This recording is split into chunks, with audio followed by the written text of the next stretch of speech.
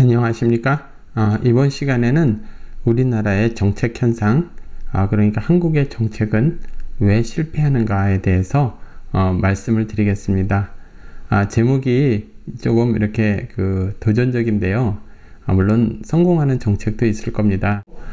실패하는 이유에 대해서 한국 학자들이 여러 가지 이론들이나 개념들을 만들어낸 것이 있습니다.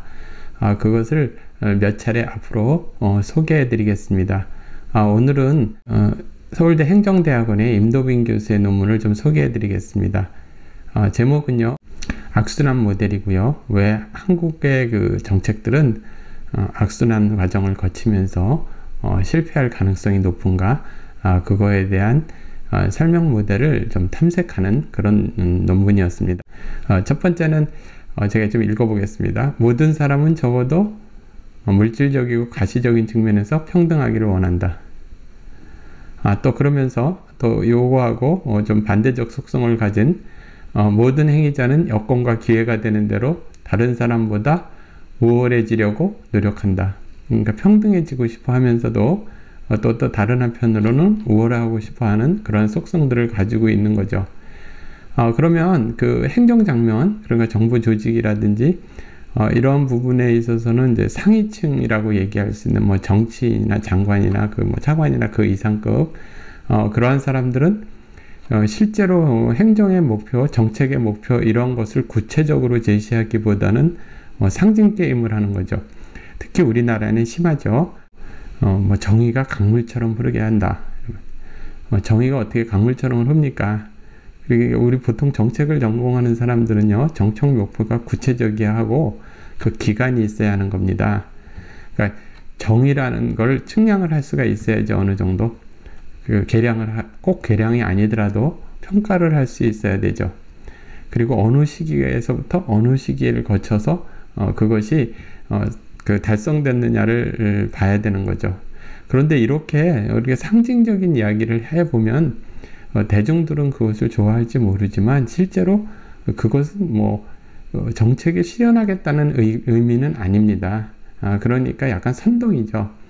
또 이런 것도 있습니다. 국민연금이나 이런 거를 연금을 조금 내고 많이 받게 하겠다. 그런 방법이 있나요? 이제 하여간 그렇게 국민들한테 표를 얻기 위해서 상징 게임을 합니다. 그러면 이렇게 중간급 국장이나 그 이하에 있는 사람들이 성공하지 못한다는 걸 압니다. 그 이야기가 터무니없다는 이야기를 알지만 이제 그것을 이제 구체화 시켜야 되죠. 그래서 이렇게 관련 전공 학자들을 동원한다든지 실무 공무원들을 동원을 해서 그것을 어떻게 현실에 이렇게 맞춰서 정책화해야 되는 거죠. 실제로 말도 안 되는 소리를 위해서 하지만 이제 그걸 해야 되는 그런 책임이 있는 거죠.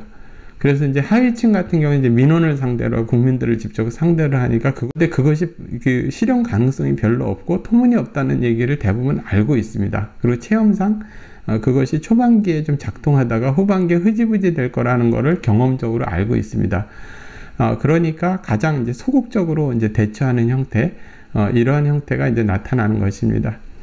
이렇게 도표로 정리를 하면 같은 이야기입니다. 그러니까 고위층에서는 상징 게임을 하는 거고요. 여론을 상대로.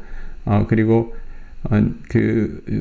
중위층에서는 그 중간 역할에 있어서 정책화하기 위해서 그걸 이제 하위 공무원들을 갖다 독려하고 또 중간에 전문가들을 갖다 의뢰를 하고 이런 얘기를 하죠. 하위층 같은 경우는 민원을 직접 이제 국민들을 상대를 해야 하니까 상당히 수동적으로 대처하면서도 굉장히 어려움을 겪습니다. 가장 고생하는 사람들이죠. 정책의 목표나 정책이라고 이야기할 수 있는 것이 아니라 어떤 의식이라든지 신화라든지 상징 이런 이야기들을 많이 합니다. 이제 특히 정치인들이 하죠. 정치인들은 관련 전공자도 아닐 뿐더러 정치인들이 퀄리티가 가장 저는 객관적으로 좀 낮다고 봅니다. 제가 생각하는 건 그렇습니다. 이렇게 전과를 이렇게 일반 잡범이 그렇게 국회의원을 하고 이러는 나라가 있는지 잘 모르겠습니다. 하여간에 그리고 운동권에서 몇십 년을 있으면서 전혀 그 해당 분야에 대해서 알지 못하는 사람들이 자기도 모르는 소리를 막 해대고 이러는 나라가 그렇게 많이 있는지 전 잘 모르겠습니다. 해당 분야에서 상당 부분 전문가들이 포진한 반면에 어떻게 보면 우리나라 그 정치 영역은 블루오션이죠. 누구나 할 수 있고 아무나 할 수 있고 아무 말이나 막 할 수 있고, 그런데도 이게 진영 논리에 갇혀서 그런 사람들을 계속 뽑아서 그러니까 국민들이 뽑아주니까 그 사람들은 자신들이 또 그렇게 자신 스스로 퀄리티가 떨어지는지를 전혀 알지를 못하고 있죠. 어찌됐든 이 사람들이 상징 게임을 합니다. 국민들을 선동하면서. 그런데 이제 언론이 이렇게 걸러서 저기에 좀 실현 가능성이 있는가, 저 정책 목표나 저 제시하는 것들이, 또 아니면 저것들이 그 예산은 뒷받침이 되는가, 다른 나라는 어떻게 되며 실제로 어떻게 작동할 것인가, 이런 정도로 심층 보도를 하거나 이렇게 객관적인 보도를 하는 것이 아니라 이것도 진영에 눌려서 이렇게 뭐 이데올로기 싸움을 하거나 아주 자극적인 보도를 하죠. 줄서기를 하거나. 그러니까 우리나라에서 어떤 정책이라든지 뭐 이런 것들이 어떻게 객관적으로 이렇게 평가를 해서 지난 정부에부터는 이건 잘 됐고 이건 잘 안 됐고, 그러니까 어떻게 계승해서 이건 되고, 이제 그 다음에는 어떻게 해서 더 발전시키고 또 잘못된 건 폐기하고, 뭐 이런 정도의 성숙한 그 보통 나라에서, 성숙한 것도 아닙니다. 그러니까 보통 정상적으로 일어나는 정책 과정이 일어나는 것이 아니라, 그러니까 그 지구 5년 변동설이라고 혹시 아십니까? 우리나라는 지구 5년 변동설이라는 얘기가 있습니다. 대통령이 바뀔 때마다 정책을 가장 화끈한 걸 만들어내고, 그것이 3년 정도 지나면 흐지부지 되고, 그러다가 2년은 레임덕으로 지내다 나중에는 그것이 폐기되는, 그리고 더 화끈한 게 나오는. 왜냐하면 실패할지 알지만 더 화끈한 게 나오지 않으면 국민들이 또 그것을 싫어하거든요. 그러니까 실제로 실현 가능성이나 그것의 그 재정 뒤에서 뒷받침이 되는가, 예산 이런 부분, 그리고 이것이 실질적인 목표이냐, 그런 거를 따지는 사람들을 싫어하죠. 그런 학자들을 또 싫어하고, 그러니까 오직 거기에다가 이제 잘 맞춰주는, 그런 상징 게임에 잘 맞춰주는, 선동에 잘 맞춰주는 사람들이 또 이렇게 발탁이 되고, 뭐 그런 현상이 벌어지죠. 그 좀 미시적인 차원에서 벌어지는 일들은 이제 직접 이렇게 공무원들 사회에서는 정말 이제 공무원들이 좀 어려운 위치에 이제 하위직으로 내려갈수록 어려운데요. 또 그 민원 창구라든지 하위직으로 내려갈수록 개별적인 국민들이 상당히 우월적인, 아까 말씀을 드렸죠. 그 평등주의적인 생각을 하면서도 한편으로는 우월해지고 싶은 해서 민원이라든지 그 외에서 그 하위층 공무원들한테 심하게 대합니다. 그러다 보니까 이 부분을 잘 맞춰줘야 하고요. 하위층 공무원들은 굉장히 스트레스를 받고 어렵겠죠. 뭐 학교에서는 학생들을 상대하는 일선 선생님들이 그러실 테고, 전화 받는 분들의 고통이 상당하겠죠. 그 대신 이제 그 고위층에 있어서는 그러니까 상징 게임을 하는, 자기도 모를 소리를 한단 말이에요. 뭐 이를테면 뭐 재벌을 해체하겠다, 뭐 강물같이 정의가 흐르게 하겠다, 뭐 아니면 뭐 미군을 철수하겠다, 뭐 별 얘기를 다 하지 않습니까? 뭐 조금 내고 많이 받게 하겠다, 뭐 이런 일을 합니다. 그러니까 그 고통은 중위급이라든지 하위급 공무원들이 이제 당하게 돼 있죠. 왜냐하면 그 민원을 상대해야 되고 실제로 그거를 해야 하니까. 그러니까 이제 이 악순환 과정을 구체적으로 설명을 하면, 그 정치인들은 그 상징적으로다가 제시하는, 그러니까 정책학자들이 보기에는 정말 말도 안 되고 저건 무슨 코미디가 같은 얘기를 하나, 이런데 실제로 그것이 실패하거나 실현 가능성이 없을 때, 그리고 그것이 시간이 지나가지고 흐지부지 됐을 때 책임지는 사람은 없습니다. 그것은 뭐 역대 정부 다 마찬가지입니다. 그런 일을 하고, 그리고 한 번 목표를 설정하면 두 번째 명제입니다. 한 번 목표를 설정을 하면은 그걸 하향 조정하지 못해요. 국민들 눈이 높아져 가지고 더 화끈한 거. 뭐 앞에서 만약에 이런 겁니다. 자동차를 만약 고치러 가서 고치지 못하면 그냥 이렇게 진단은 하지 않아요. 우리 사회에서 진단하지 않고, 이거 이상하니까 그냥 뭐 스타트 모터를 한번 뜯어서 갈아보죠. 그럼 차가 그래도 안 가요. 그러면 그럼 뭐 트랜스미션을 그냥 통째로 갈죠. 그럼 그럽시다. 그럼 그거 또 갈아요. 어차피 국민의 세금이니까. 그 다음에 그냥 엔진도 갈죠. 뭐 이렇게 운전사도 갈고, 뭐 이런 식으로 더 항상 화끈한 게 나오는데, 무엇이 문제, 그러한 성찰이나 아니면 거기에 대한 연구나 거기에 대한 깊은 사고는 싫어하죠. 그런 사람은 그 왜 사람이 그렇게 좁쌀같이 그런 소리를 하냐, 더 화끈한 거, 뭐 100만이 서명했다고 그러고, 무슨 100만이 서명하냐, 1000만 명이 서명했다고 그렇게 얘기를 해, 막 이렇게 얘기를 하고 또 그리고 뭐 정의가 무슨 강물처럼 흐릅니까? 좀 말도 안 되는 소리 좀 하지 마세요. 이렇게 얘기를 하면 그냥 목이 달아나죠. 그러니까 이렇게 해서 상징 게임이 거시적인 차원의 정치적 차원에서는 반복이 됩니다. 실제로 우리나라 같이 그렇게 잡범 정치인들이 이렇게 정치를 하고, 또 그런 사람들이 자기도 모르는 정책 목표라는 것도 아니죠. 말도 안 되는 소리들을 막 하고 그러는 나라가 얼마나 있는지 사실 잘 모르겠습니다. 그 사람들은 사실 자기도 모르는 소리를 이제 하고 있는 거죠. 그리고 그것이 참 의사결정에서 제일 위에 있는 거예요. 그러니까 그게 비극입니다. 대한민국에. 그 밑에 뭐 차관이나 뭐 국장이나 뭐 그 밑에 하다 선생님, 교수 이런 사람들은 아이비리그에서 공부를 하고 뭐 정말 고시에 패스하고, 요즘 교원 임용시험도 어렵고 대기업만 해도 얼마나 들어가기 어렵겠습니까? 근데 우리나라 정치인들은 일반 잡범에다가 가장 이제 퀄리티가 떨어지는 사람이 하다 보니까 이런 일이 특히 반복이 되는 것 같습니다. 그리고 이제 미시적인 차원에서 국민들 수준에서 이제 벌어지는 일들을 보면, 개인 차원에서 벌어지는 설명을 드리면은요, 국민들은 개인에 대한 기대 수준이 높아지기 때문에 불만족은 더욱더 커집니다. 재난지원금을 지난번에 100만원 받는데 더 화끈하게 이번에는 한 500만원, 1000만원 주지 말이야. 그럼 우리나라는 어떻게 되는 건가? 그건 관심 없어. 그건 개인적인 차원에 관심할 필요 없죠. 좀 더 화끈한 거 안 주나? 뭐 이렇게 해서 우리가 살 수 있나?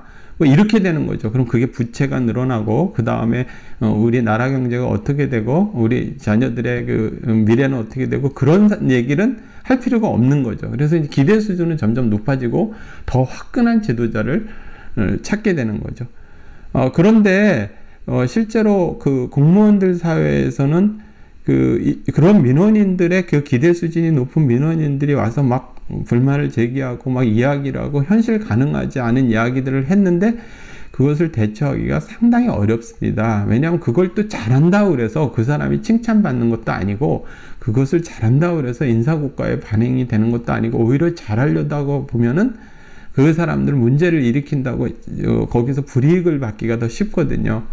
그러다 보니까 소극적으로 대처를 해야 하는데, 전화는 수십 통이 오고 와서 멱살을 잡고 막 화를 내고 이러니까 이 사람들이 이제 어떻게 중간에서 어쩔 줄을 모르고 정말 고통을 받는 사람들이 이제 좀 하위직 공무원들, 일선에서는 선생님들이고, 또 교육청에서는 장학사들이라고 얘기할 수 있고요. 또 구청이나 동사무소에서 앞줄에 앉은 사람들, 또 각국 정부에서는 전화 받는 사람들을 보면 정말 불쌍하다는 생각이 정말 들더라고요. 왜냐하면 위에서는 정말 퀄리티가 어마어마하게 떨어지는 정치인이나 청와대에 있는 사람들은 정말 이렇게 우리나라 운동권 수준이라는 게 그렇지 않습니까? 그 출신이라는 게. 그런데 그 밑에 있는 사람들은 정말 공부 잘하던 사람들이거든요. 고시 패스하거나 선생님 임용시험 패스하고 이런 사람들인데, 이게 거꾸로 돼가지고 이상하게 고통을 당하더라고요. 반대로 우수한 사람은 밑에서 고통을 당하고, 퀄리티가 가장 떨어지는 사람은 자기도 모를 소리를 이렇게 하고,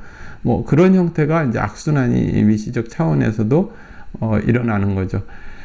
거시적인 차원에 있어서 악순환과 미시적인 차원에 있어서 벌어지는 악순환이 결합이 되면, 정치인들이 선거철이나 평상시에 신화와 같은, 아니면 말도 안 되는 소리를 이렇게 해댑니다. 아까 얘기한 것 같이 강물처럼 흐르게, 정의가 흐르게 하겠다, 조금 내고 많이 받게 하겠다, 이런 이 현실적에서 불가능한 얘기들을 하죠.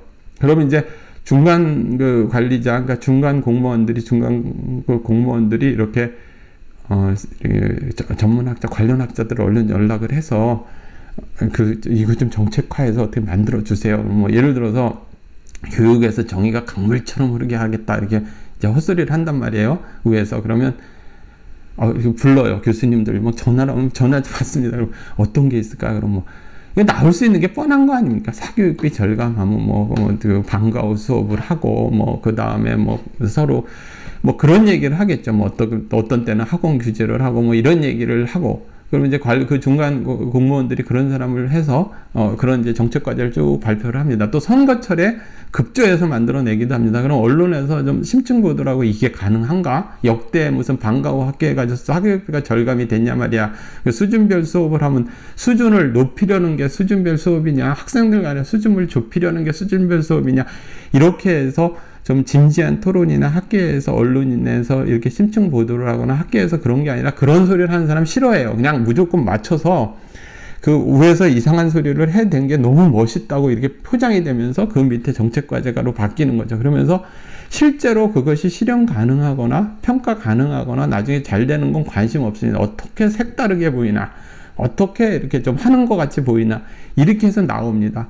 그러면 이제 학급 공무원들이라든지 일선 교사들이나 학부모들은 이게 성공하지 못한다는 거 알아요. 방과 후 학교 해가지고 그렇게 그 사교육비 절감되지 않는다는 걸 잘 압니다. 그냥 저소득층 학생들의 교육의 기회가 없는 학생들이 좀 어느 정도 이렇게 혜택을 받는다. 이 정도만 감수하는 거지. 다 알아요. 모든 국민들이 알고 공무원도 알아요. 그러니까 모르는 사람은 뭐냐면 운동권 출신의 이렇게 자기도 모를 소리를 하고 있는 사람들만 몰라요. 이제 그렇게 되면 그것이 일반 국민들한테 정책화돼서 내려갑니다. 정책화되면 국민들은 관심도 없습니다. 이제 일단 자극적이지 않으면은 원래 공약이라는 게 다 그런 거고 관심 없다. 나 얼마 요번 달에 얼마 재난지원금 들어와 이런 거에 관심이 있지. 야, 우리나라 정말 큰일 나겠다. 이렇게 인기 영합이라든지 실현 불가능한 정책을 마구잡이로 다 내리꽂으면서 국민의 세금을 낭비한 다음에 나중에 어떻게 감당할까, 이런 고민을 갖다가 하거나 이런 걱정을 하는 국민들은 많지 않습니다. 그래서 이제 결론적으로 말씀을 드리면은요, 우리나라의 정책은 늘 악순환이 반복이 됩니다. 그리고 지나간 거에 대한 평가는 이루어지지 않습니다. 그런 평가를 한다는 것 자체도 시간 낭비라고 생각을 합니다. 사람이 살면서요, 지난 일들에 대해서 어떤 거는 좋았고 어떤 거는 좋지 않았고, 그래서 그걸 좋은 거는 계승하고 그렇지 않은 거는 전환하고, 이런 게 아니라 차별하죠. 전 정권에 있는 거 무조건 날려. 그리고 우리는 더 멋있게 그 실현 가능성이 있는 건가요? 그럼 그게 왜 중요해? 이게 기본 생각이 이렇습니다. 그리고 최고에 있는 정치인들은, 그러니까 그 의사결정, 여기서 최고라는 건 퀄리티는 최하지만 어찌됐든 의사결정의 최위에 있는 국회에 있는 사람들이나 이런 사람들은 과거에 그렇습니다. 특히 문재인 정권에 너무너무 이게 심했죠. 평가라는 이야기 자체를, 정책평가라는 자체의 개념 자체를 모릅니다. 그냥 이게 뭐가 뭔지 그냥 몰라요. 그냥 선동을 하고 그런 얘기를 하면 또 자요, 금방. 그러고 난 다음에 그런 식으로 이제 진행이 된 게 악순환의 반복입니다. 한국의 정책은 악순환의 반복이고, 평가라는 것 자체가 있지 않습니다. 거의 존재하지 않습니다. 학계에서 교수들이 개인적인 차원에서 논문을 쓰거나 그다음에 국책연구소에서 일부 평가를 하는 정도. 그러니까 정책 목표가 실제적이고 또 그것이 구체화되고 그리고 성공 가능성이 있는지 없는지, 이런 거는 관심이 없는 거죠. 그냥 어떻게 하면 국민들이 혹해서 선동하고 표로 연결될 수 있는가. 그러니까 파퓰리즘이 가장 이렇게 극단적으로 나타날 수 있는. 그러니까 정치인들이 사실은 다른 나라에서는 상당히 우수한 사람들이 정치인이 되고, 정책이라든지 국회에서 정책과 일반 국민을 설득을 하고 그 내에서 어떻게 타협점을 모색해서 정당별로 그러한 사람들이 이렇게 성장해 나가는 것이 정당인 반면에, 우리나라는 공천을 하거나 또 끼리끼리 하거나 운동권 출신들끼리 자기들끼리 그냥 부패 공동체를 결성을 해 있죠. 그리고 그걸 진영 논리로 상대편을 욕을 하면서 그러니까 적대적 공생이죠. 상대편을 욕을 하면 사람들이 그냥 자기네들 무조건 지지하죠. 그게 범죄자이든 무능력자이든 그거는 상관이 없죠. 부패 공동체든 상관이 없죠. 정말 우리나라 이 부분이 정말 문제입니다. 정치 분야가. 전문가 분야는 이제 공부를 제대로 하거나 또 이러한 부분을 하는 사람들은 이제 더 이상 이 정책 분야나 이렇게 현실에 있어서는 이렇게 지쳐가지고 우리나라 상황에서 괜히 말도 안 되는 소리를 하는 사람들하고 저렇게 미친 소리를 하는 사람들하고 그냥 난 공부나 하겠다 이런 사람이 다수를 이루게 되는 거죠. 대부분의 교수 출신들이나 전문가들이 거리를 두는 거죠. 괜히 그랬다가 정말 환멸을 느낀다. 그러니까 공부를 제대로 하는 사람 얘기입니다. 환멸을 느낀다 그러면서 대체로 관여하고 싶어 하지 않습니다. 일반 국민들은 이제 그런 부분에 대해서 거리가 있고 잘 모르고 또 이렇게 선동에 약하고 또 자극적인 거에 약하고 진지한 이야기라면 회피하고 정책 토론이나 이렇게 선거 기간에도 그런 거보다는 어떤 사람 무슨 사생활이 어떻다 이런 걸 가지고는 열광을 하지 않습니까? 근데 그런 게 사실은 문제입니다. 그래서 파퓰리즘에 가장 적합하고 우리나라 정책은 계속 악순환될 수밖에 없는 그런 구조입니다. 이렇게 얘기하면 너무 부정적으로 얘기했나요? 그런데 우리나라가 선진화되기 위해서 이걸 정말 고쳐야 됩니다. 그리고 끝으로 좀 말씀을 드리면 한국 상황에서는 이런 이야기도 한가할 정도로 지난 문재인 정권에 있어서는 체제를 갖다 전복하려고 그러고 우리나라 체제를 갖다가 바꾸려고 그러는 사람들에 의해서 이렇게 이런 문제, 이것도 사실 근본적인데 이런 문제보다는 체제 수호가 더 힘들었습니다, 사실. 그래서 이제 비로소 약간 숨을 돌려서 이런 얘기를 할 수 있고 이것도 정말 심각한 문제입니다. 이 부분은 역대 정권에서 크고 작고 다 있었고요. 우리가 반드시 고쳐서 나아가야 할 길이라고 생각을 합니다. 그럼 오늘 여기까지 하고 마치겠습니다.